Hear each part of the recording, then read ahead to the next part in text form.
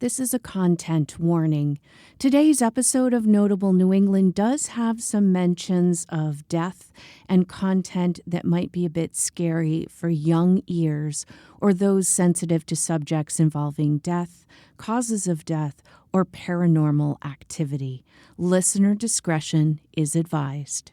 On today's spooky episode of Notable New England, I'll be sharing with you some eerie spots, haunted places, and legends behind them in New England that are sure to give you the spooks, or they may pique your interest and make you want to check them out for yourself, if you dare. Stay tuned.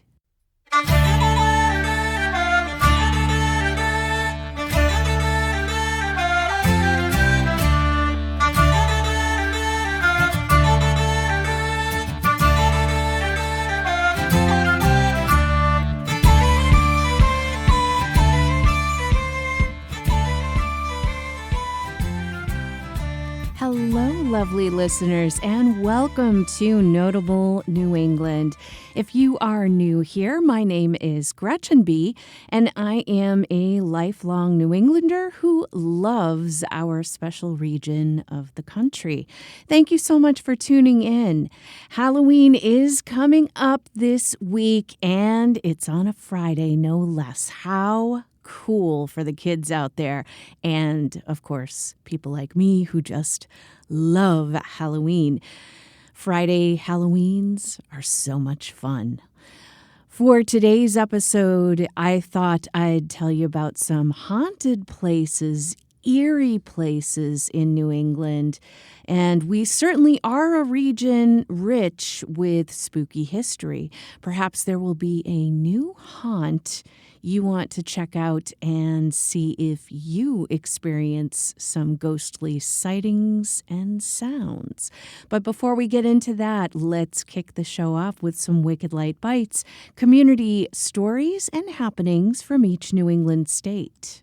Travelers at Logan Airport in Boston can add a bit of joy to their travels by meeting some furry friends. The Alliance of Therapy Dogs and Massport have teamed up to introduce trained therapy dogs to the airport to offer stress relief and an overall better travel experience. This program, dubbed Boss Pause, encourages passengers to take a moment and engage with the therapy dogs that include a giant schnauzer named Remington, a West Highland Terrier, or a Westie, named Buster, and a French bulldog named Waffles. Governor Maura Healey says, quote, Boston Logan Airport is often the first and last impression that millions of travelers have of Massachusetts. And now, thanks to this new program, it's also one of the most welcoming. We want everyone who travels through Logan to know that we prioritize mental health here in Massachusetts. I want to thank Rich Davey and the Massport team, the Alliance of Therapy Dogs, and the handlers who have made this program possible, end quote. You'll be able to find the dogs and their handlers throughout the terminals in the airport that you can meet and pet. According to many studies, interacting with animals has been shown to decrease cortisol levels, which is a stress-related hormone, as well as lower blood pressure. And it can also decrease feelings of loneliness and boost your mood. This information comes from a Massport press release. Hundreds of people walking on Nashua, New Hampshire's Main Street this past Wednesday were given 2 free bouquets of flowers as part of the Petal It Forward Goodwill Initiative. The instruction to all recipients was to keep 1 bouquet for themselves and then gift the other bouquet to someone else as an act of kindness. This event is put on each year by the Society of American Florists as a way to demonstrate the positive health benefits of giving and receiving flowers. Local SAF member Fortin Gage Florist, in partnership with Southern New Hampshire Health and Great American Downtown, handed out 500 bouquets of flowers. Amber Morgan, owner of Fortin Gage Florist, had this to say, quote, "People love to get flowers just because, so we wanted to create random smiles today and give people a chance to do the same for someone else." She also says, we can get all of the health benefits all rolled up into one through this event. By giving people flowers, they get to give them, they get to receive them, they smell them, they see them, and they touch them. We're trying to make the world a little bit better, literally one flower, one petal at a time. That's my mission, to make the world a little bit brighter through flowers. End quote. This information comes courtesy of Dan Splain of Nashua Ink Link. Stowe, Vermont's Visitors Center is reporting more visitors this foliage season so far. More than 10,000 people have entered the Visitor Center so far in October, compared to 6,500 for the entire month of October last year. The Visitor Center also doubled its previous one-day visitation record, which was 581 visitors in 2024. And this year, they are up to 1,148. According to the Visitor Center's guest coordinator, Adrian Johnson, visitors traveled from nearly every continent, including regions such as the UK, Denmark, Australia, Germany, France, Italy, China, Russia, Japan, India, Sudan, and Greenland. Johnson also dispelled the rumor that Canadians were not visiting the area as much, and she has seen many visitors from Toronto, Montreal, and Ottawa in particular. Popular destinations include the Gondola Sky Ride and Auto Toll Road at Stowe Mountain Resort and the Von Trapp Family Lodge. Johnson says, quote, "They want to know the best photo spots, where they should shop, which of the trails they should hike for the best colors and best views, or the most accessible ways to experience Stowe beyond scenic drives and shopping downtown. Sometimes they have no idea what they should do, and other times they aren't sure they can do all of the things they have planned.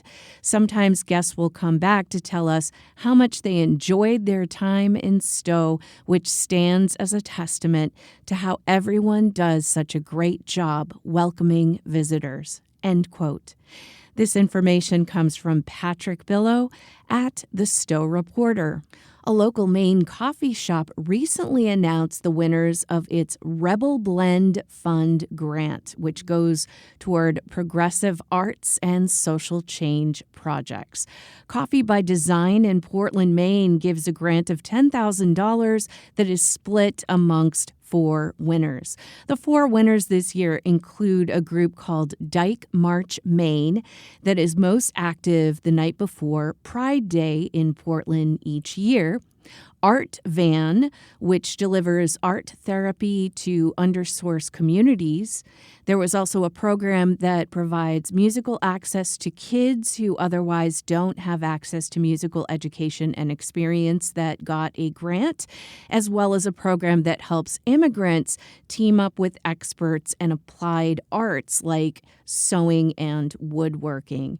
Mary Ann Lindeman, owner of Coffee by Design, says, quote, "Maine is an extraordinary state, and I tell people I think we really show the rest of the nation what community really means. We don't just take from one another, we help one another."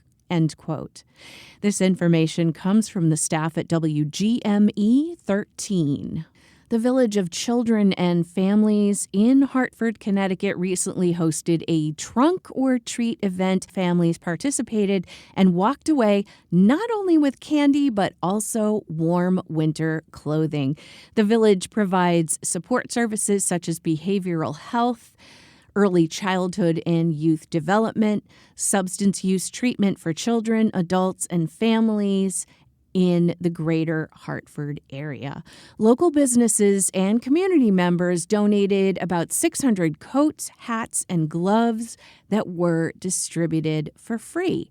This information comes from Jane Chaco at NBC Connecticut. Local Rhode Island Scouts are collecting donations for the Scouting for Food drive.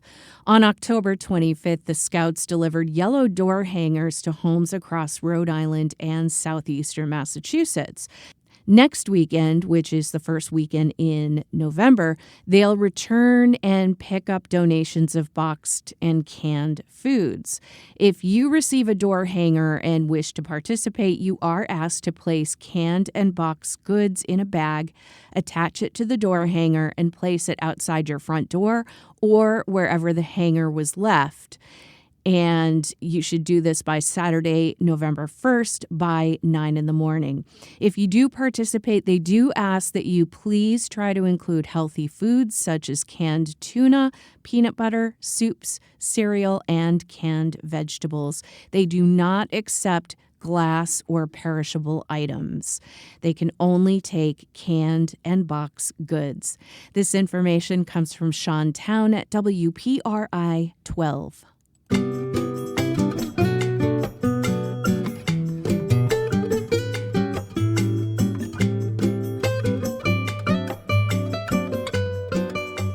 Up after the break, I'll be telling you about some spooky, eerie, and or haunted sites around New England that you might be interested in exploring or looking more into. You're listening to Notable New England.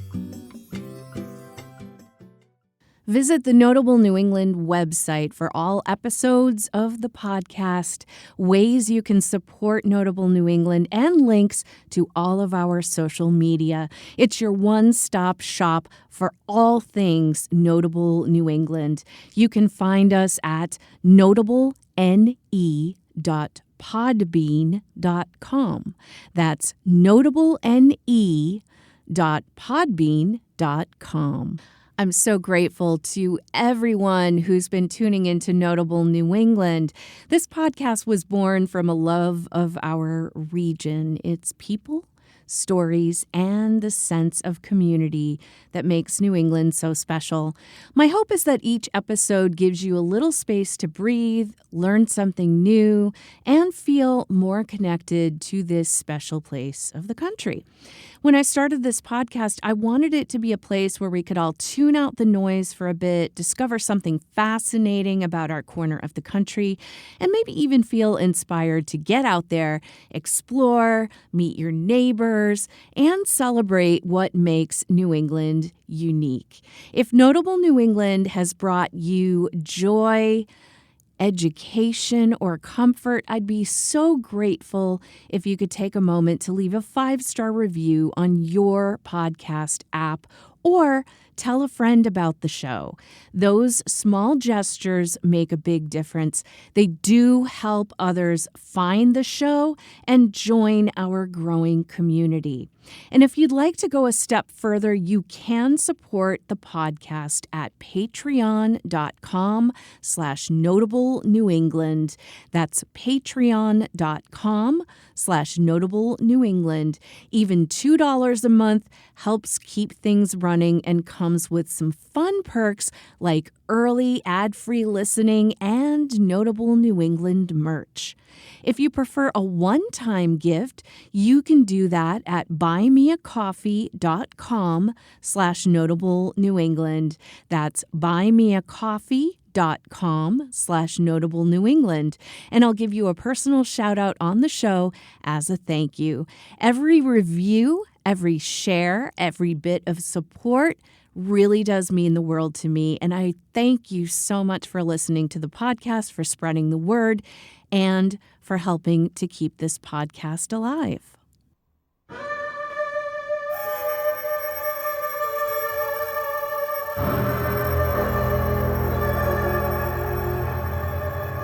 With Halloween just around the corner and celebrating all things spooky, I wanted to tell you about some haunted New England places you might be interested in checking out if you dare, or researching more about them if they pique your interest. We certainly are a region rich with haunted places, legend, and lore. In 1848, poet, activist, and spiritualist, as well as Rhode Island native, Sarah Helen Whitman was briefly engaged to Edgar Allan Poe. The two would enjoy visits to the Providence Athenaeum, and it's where they shared their passion for literature and enjoyed long conversations together, and where their romance blossomed. They were to be married on Christmas Day, but 2 days before, Sarah Helen Whitman received an anonymous letter that had shared that Edgar Allan Poe had begun drinking again after he had promised her to abstain from alcohol. So she called off the engagement. She was very devastated to do that. Months later, Edgar Allan Poe passed away under mysterious circumstances, and his official cause of death is still debated to this day. Sarah Helen Whitman was grief-stricken, and she continued to visit the Providence Athenaeum, finding a lot of comfort there, remembering the times she and her former fiancé would spend together in this special place. It's said that many Athenaeum employees and visitors have reported sensing her presence in the poetry section, and specifically around Poe's works. Some have reported smelling hints of roses and lilacs, which were her favorite scents. There have also been sightings of unexplained shadow figures appearing between the stacks or on top of the staircases, as well as lights flickering and icy cold spots. One nighttime librarian reported that she heard the sound of boots walking through an empty hallway. And when she went to investigate what was going on, she found a book lying open on an Edgar Allan Poe anthology, but she didn't see anyone around. The Providence Athenaeum is a wonderful historic building boasting visitors from the past, in addition to Poe and Whitman, including Ralph Waldo Emerson, Henry David Thoreau, and Margaret Fuller. To get a taste of the history and to perhaps sense the presence of Sarah Helen Whitman or Edgar Allan Poe, you can visit it and take a guided or self-guided tour. The Providence Athenaeum is located at 251 Benefit Street in Providence, Rhode Island. Tower Hill Road in Cumberland, Rhode Island is a mostly forested road between Diamond Hill Road and Wrentham Road, and can be quite a hair-raising drive due to its blind curves and other safety hazards, as well as talk of paranormal sightings. In the 18th and 19th centuries, Tower Hill Road connected rural communities and supported the region's agriculture. Farmers would travel the road to deliver goods to local markets, and early settlers would travel it to go between early settlements. It has been reported that people have seen apparitions of young children, including one who is pulling a wagon, another one walking a dog, another riding a bicycle, or playing by the roadside, all seeming out of place and then disappearing shortly after being spotted. A mysterious lady dressed in white standing by the roadside is another spirit a lot of people have reported seeing. And this woman that they supposedly see was supposed to have died in a car accident in the early 1900s. And as I say, as soon as people see her, she then disappears. Other sightings include a Native American figure in traditional dress, dense fog that suddenly appears and then disappears really quickly. And there's also a couple of reports of a creature dubbed the man monkey that would be akin to Bigfoot, who is believed to have been able to jump between dimensions. The amount of sightings reported and the eeriness of the drive make it one of the most haunted roads to travel. The Mark Twain House in Hartford, Connecticut was built starting in 1873, and it's a 25-room Gothic-style mansion that was home to the author, whose real name is Samuel Clemens, and his family from 1874 to 1891. The house, designed by New York architect Edward Tuckerman Potter, is 11,500 square feet and has 25 rooms and 3 floors. The Louis C. Tiffany and Company decorated the walls and ceilings of the public spaces of the home. It has been reported that the spirit of Twain's oldest daughter, Susie, who passed away in the house at the age of 24 from spinal meningitis, still lingers. Visitors and staff have said they've seen her figure in a white Victorian dress drifting between rooms. They have also said that there are reports of childlike giggling coming from Susie's room and people saying that they felt gentle tugging on their clothing. In the billiard room, scents of cigar smoke, and by the way, the author was a cigar smoker, have been sensed and nobody is smoking. And they've also heard laughter and whispered conversations, though nobody is there. There have also been sightings of the man who oversaw the home, a former enslaved man named George Griffin. It is said that his figure has been seen standing behind tour guides on the 3rd floor. In 1967, a security guard reported seeing a silver tray launch across the basement, and it's still talked about to this day. There have also been reports of unexplained shadows, knocking sounds, and smoke alarms randomly going off, though there is no smoke. If you want to visit the Mark Twain House for a tour, it's located at 351 Farmington Road in Hartford, Connecticut, and it's open 7 days a week from 9:30 in the morning until 5:30 in the evening, with the last tour beginning at 4:15 each day. The Bruce Museum, located at One Museum Drive in Greenwich, Connecticut, showcases art, science, and natural history in more than a dozen exhibitions that change each year. But did you know there is some haunted history surrounding it? It's said that an Irish immigrant girl who worked at the nearby Bellhaven neighborhood had met a piper who worked in a nearby Bellhaven home as a servant.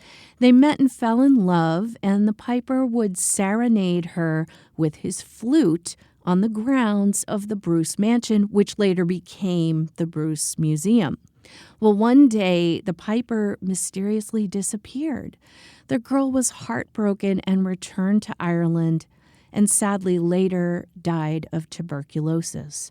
Many visitors have reported seeing 2 figures on the grounds of the museum, one being a young man playing the flute to a young lady gazing at him in admiration, as well as singing along.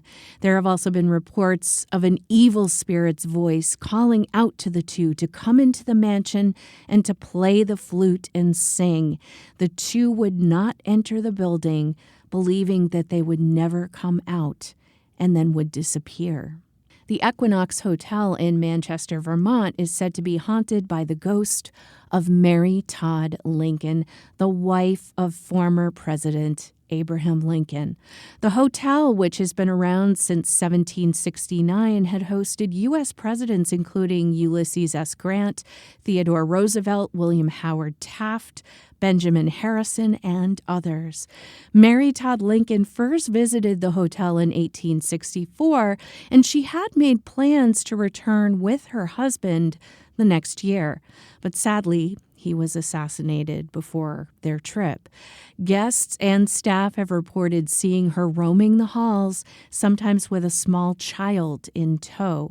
Others say they've felt chills witnessed objects moving on their own and lights turning on mysteriously in empty rooms. You can book a stay at the hotel, which is located at 3567 Main Street in Manchester Village, Vermont. Perhaps you too may spot the spirit of Mary Todd Lincoln during your stay. New Haven, Vermont is home to the Evergreen Cemetery.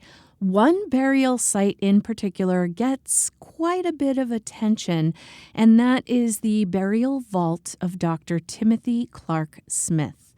Dr. Smith was a 19th century doctor who suffered from taphophobia, which is the fear of being buried alive. This was, of course, before the modern advent of medicine, and there was real fear many people had because, in fact, there were many cases where people were accidentally buried alive. Because of his fear, he designed his own tomb, which had a set of stairs underneath a large capstone beside his burial mound. He also installed a horizontal window 6 feet above him that was centered where his face would be so that people could check on him to ensure he was not accidentally buried alive, and then they could rescue him if he was. He passed away in 1893, and it is said that he was buried with a bell in his hand as well as a breathing tube, just in case he was accidentally buried alive. But he wasn't. The age of the glass and moisture now only shows visibility down a few inches into the tomb versus the full 6 feet. But you can visit the Evergreen Cemetery at Town Hill Road in New Haven, Vermont, and see this tomb. The Amos J. Blake House Museum was built in 1837 as a private residence. The house was purchased by Amos J. Blake, a local lawyer, community leader, and state legislator in the year 1865, and this is in the town of Fitzwilliam, New Hampshire. When he passed away in 1925, his estate was transferred to his son Leroy, who was known as a bit of a ladies' man in the area, but who also was a hoarder. And when Leroy died in the 1960s, his room was just chock full of items with paths throughout all of his stuff. So the house was then transferred to the headquarters of the Fitzwilliam Historical Society, where that is today. The caretaker of the property, Terry Harlow, also happens to be the founder of Conscious Spirit Paranormal, which is a local paranormal investigative group. According to Terry, the property has 11 ghosts as well as the ghost of a cat she says she saw, and then it vanished before her eyes. She has recorded EVPs in the house, and when she has listened back, she heard the words, "behind you," as she entered the hallway. She also says she put several toys on one of the mantles only to find them on the floor inexplicably hours later. Terry says other items in the house moved, including a catnip toy that looks like it had been played with by a cat. She's heard voices and footsteps, though nobody else is there, doors opening and closing without explanation, and sightings of a shadow person or other misty apparitions. Author and paranormal expert Joni Mayhan did a tour of the property with Terry, and if you want to read more about it and hear some of the EVPs that they recorded during the visit, you can check it out at her website, which is Joni Mayhan, that's JoniMayhan.com. JoniMayhan.com. For more information on the Amos J. Blake House Museum, you can visit the website at fitzhistoric.org. Pine Hill Cemetery in Hollis, New Hampshire is also known as Blood Cemetery, and it is frequently mentioned as a place overwhelmed with paranormal activity. The cemetery has nearly 300 graves. The land was originally donated by Benjamin Parker Jr. in the year of 1769 when he had to sell his farm and the town needed a place for the dead to rest. The cemetery sits along the side of Pine Hill Road in Hollis, New Hampshire. And the reason it's called Blood Cemetery is because of a man named Abel Blood who is buried there, and it is believed his spirit is not at rest, so he wanders the cemetery. Abel is buried next to his wife, and sightings seem to indicate that his spirit seems lost and looking for his way home or to find his wife. There were stories that Abel Blood and his wife and or other family members were murdered. However, according to documented dates of death, that seems to be untrue. There is also a story that a young child and his family were murdered close to Pine Hill Road in the 1800s, though there is not a lot of information to be found about this. But people have reported seeing a young child trying to flag down motorists, and when they stop, the spirit disappears. Several ghost hunters have visited the cemetery and have reported that photos they have taken have had orbs in them, as well as other unexplained items. Many have also reported strange sounds and static in EVP recordings. And they've also seen trees moving inexplicably when there's no wind. People swear that the pointing finger that is carved on Abel Blood's gravestone points up toward the heavens during the daylight hours, but then returns to a downward position come nighttime. If you find yourself interested in exploring the grounds, Blood Cemetery is located on Nartoff Road in Hollis, New Hampshire. The Strand Cinema in Skowhegan, Maine, which is now known as Spotlight Cinemas at the Strand, was first opened in November 1929 and over the years has gone through many renovations and additions to it. According to a report by the Bangor Daily News, there was a woman who lived at the theater who died in 1978, and apparently her spirit has never left. There were reports by construction workers who were doing renovations that they'd get shocked by power tools, or power tools would just turn on randomly when they weren't plugged in. And sometimes tools were reported being thrown across the room without anyone throwing them. And they also reported smears and stains would appear on newly painted walls and handprints that would mysteriously appear all over the theater screens that could not be explained.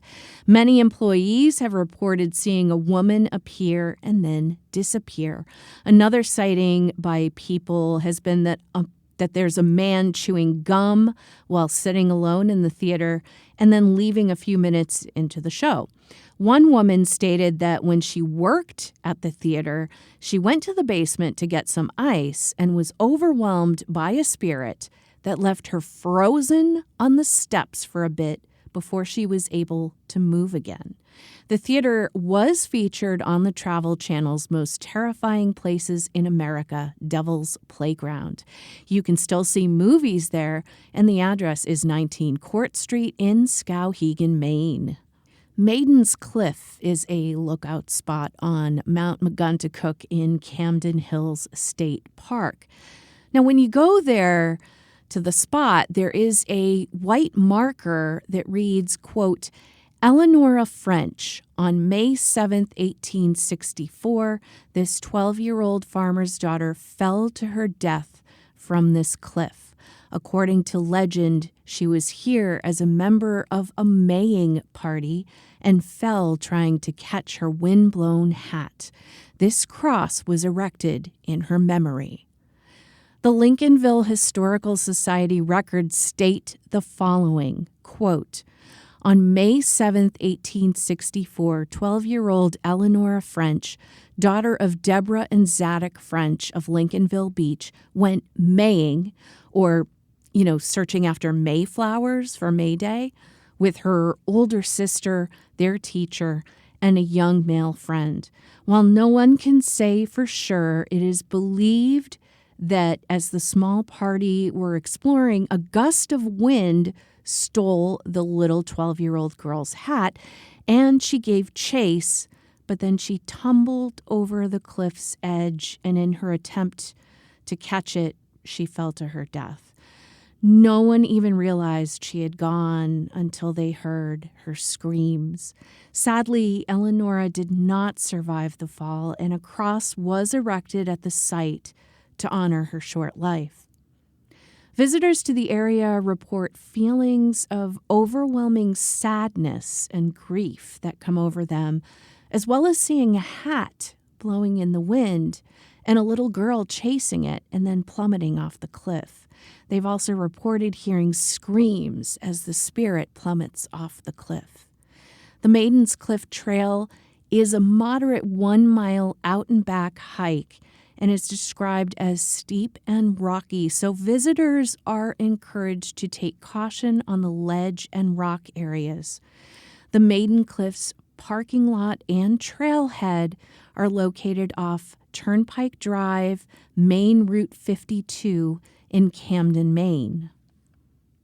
The Cutler Majestic Theater at my alma mater, Emerson College, in the Theater District of Boston, opened in 1903. It is truly a magnificent theater, and I've been fortunate enough to see many shows there.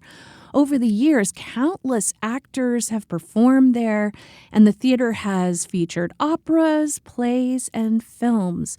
But there is also an eerie side to this theater.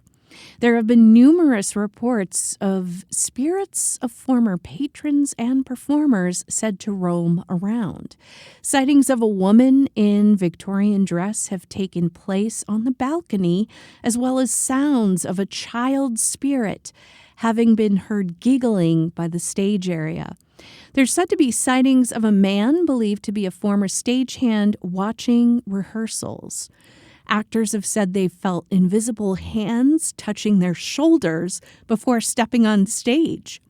There is a story that a grieving actress took her own life after receiving some devastating news, and that her spirit is said to wander the dressing rooms, softly weeping, which can be heard usually during the curtain calls for shows.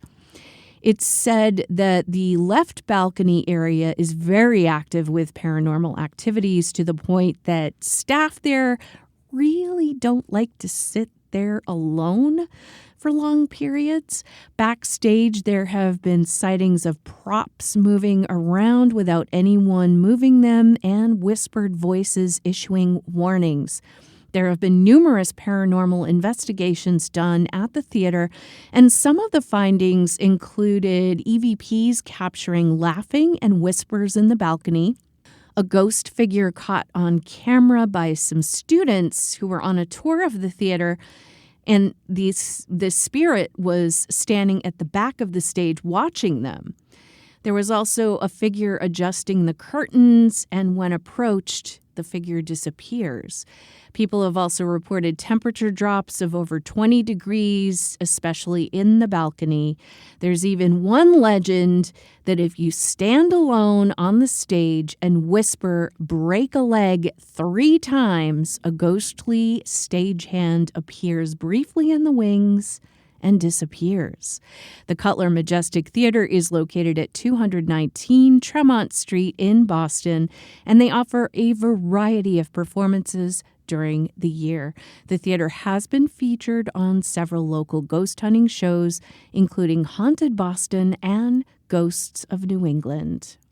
Route 44 in Rehoboth, Massachusetts was built in the mid-20th century and has been expanded and modernized over the years. This roadway was built to connect southeastern Massachusetts and eastern Rhode Island. There don't seem to be any reports of fatal construction history, but Rehoboth is one of Massachusetts' oldest towns, which has witnessed violent colonial activity and strange disappearances, as well as a number of fatal car accidents. It has been reported that drivers along the route have witnessed a hitchhiker spirit with long red hair and a plaid shirt standing on the side of the road. He is believed to be a man who died in a car accident a long time ago. Some have even stated that the man suddenly appears in their car, smiling at them, and then disappears. His voice has also been heard over their radios, despite the radio not being turned on. And legends state that the man only appears after midnight, and some even purport that if you make eye contact with him, your car will mysteriously break down within the next mile. There have also been reports about people's cars getting cold all of a sudden, radio static crackling when the radio's not turned on, and other malfunctions happening to cars, as well as hearing laughter echoing from the woods along the highway. Police have fielded reports over the years from drivers who saw figures standing on the side of the road, and then the police would come to investigate and no one would be there. Route 44 has been featured on several paranormal podcasts and regional ghost hunting documentaries. Some paranormal investigators have reported unexplained spikes in their EMF readers and thermal cameras, as well as faint laughter and a voice that whispers, "Help me." If you are tempted to travel this stretch of road, you are warned not to pull over on the shoulder late at night due to poor visibility and safety concerns. Local police state it's not a good idea to walk the road alone after dark, as there is uneven ground near the woods, which has led to accidents and injuries.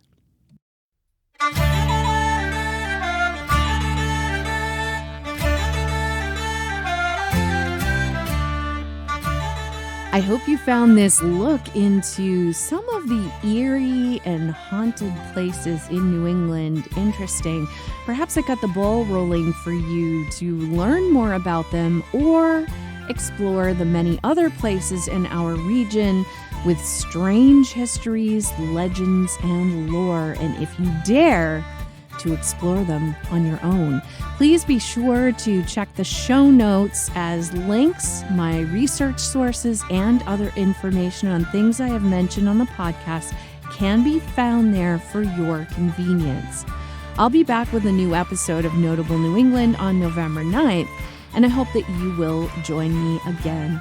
Until then, I wish you a happy Halloween, and I hope that you'll get out into your communities and explore what they have to offer and meet the good folks living in your area and doing great things to make our region of the country the best place to live as well as to visit.